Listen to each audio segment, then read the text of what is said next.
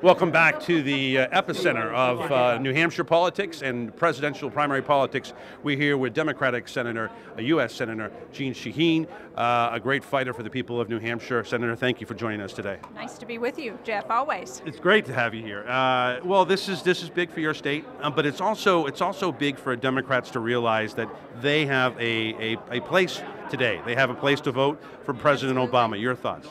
Well, you know, my first message to everybody is that they should go out and vote. Whether you're a Republican, a Democrat, or an independent, it's important to vote.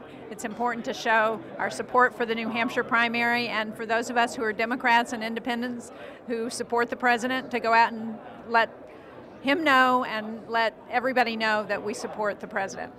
Well, you know, it's extremely important that people, and we talked to Paul Hodes today and Martha Fuller Clark and others, and they're urging people to get out to vote. And if you think about it, and you know this well, understanding the presidential politics and having been involved in so many of the races going back to the days we worked together for Gary Hart, is the fact that in 2000, Al Gore wouldn't have needed Florida if he would have won New Hampshire. And that's what could happen again. Well, that's right. And the president has had field operation here for months, and they will continue working after today ends, and that's very important because once there is a nominee on the Republican side, people will then be able to compare the Republican vision for where this country should go versus Barack Obama's and the Democratic vision, and I think they're going to see a big difference. We're here with Senator Shaheen here on the day of the election in New Hampshire, the Republican primary, the Democratic primary as well. I'm interested in your thoughts about when we can get 2013, and hopefully in the majority and a chairperson of a committee as Senator Shaheen in 2013, and the Democratic House majority and President Obama, that we can do more, particularly in an area that you've been focusing on a lot, in green jobs. It's just this outrageous idea that we have one failed element of giving money, investment dollars to a Solyndra, and all of a sudden everything is going to be thrown out the window. This is so important because we'll be falling behind the rest of the world. Your thoughts on these issues? Well, that's right. What's very important to voters in New Hampshire, and I think across this country, are jobs, getting this economy moving again. One of the things we need to do in order to do that is to invest in new energy technologies, to put in place policies that encourage private sector investments in those new technologies. And, you know, I think this is not, however, a partisan issue. This should be an issue that everybody supports. We've got a whole bunch of energy bills that have passed the Energy Committee in the Senate with a strong bipartisan vote. We need to get those bills to the floor, and we need to get them done, because those are policies that are going to benefit getting people back to work in this country. We're, you know, we've been playing a lot of Rick Santorum audio from Dartmouth College, which you know very well, and the stupidity of this individual who served with you as a senator. No, he was gone. Oh, he was already gone. Okay, well that's good for you actually. My words. The fact is that he wants to talk about manufacturing, and one area that could be very beneficial would be to have high-speed rail. Something that could benefit New Hampshire, the Northeast Corridor. Those are jobs. You may have cars, you know, train cars that can be made and are being made in Oregon. You have tracks, steel workers, all these things. Yep, they don't want it because the word government is involved. It just seems to me that, you know, a lot of Republicans are just clueless to the benefits to their own constituents. Eastern Pennsylvania, the Northeast Corridor goes right through Philadelphia.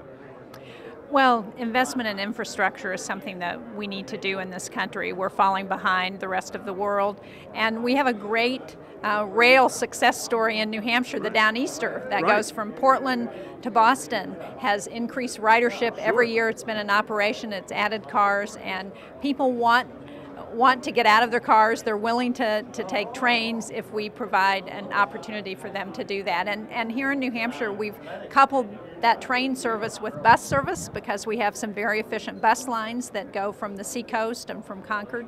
And so we've got to look at intermodal transportation, and we've got to make those investments. And that's another way to put people back to work. No doubt. I mean, look, we have double-digit unemployment around the country. Thankfully, it's coming down, 8.5 the last week, obviously this past month. What about the idea, though, and this is the frustrating thing, not only to Democrats but to Americans as a whole, that we get there, that we get the House majority, we get the Senate majority, and then it's time once again for McConnell to say, my job is to hold up, roadblock Republicans, hold things up. Budget reconciliation, you're in the Senate. How should we utilize this to get things done?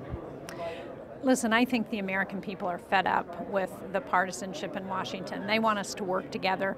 During the whole debt ceiling debate, that's what I heard from voters in New Hampshire. Mm-hmm. People were willing to sacrifice for the future of this country. They wanted to feel like it was sacrifice that everybody was making, that it was shared, and they wanted to feel like we were working together to address the challenges that we face.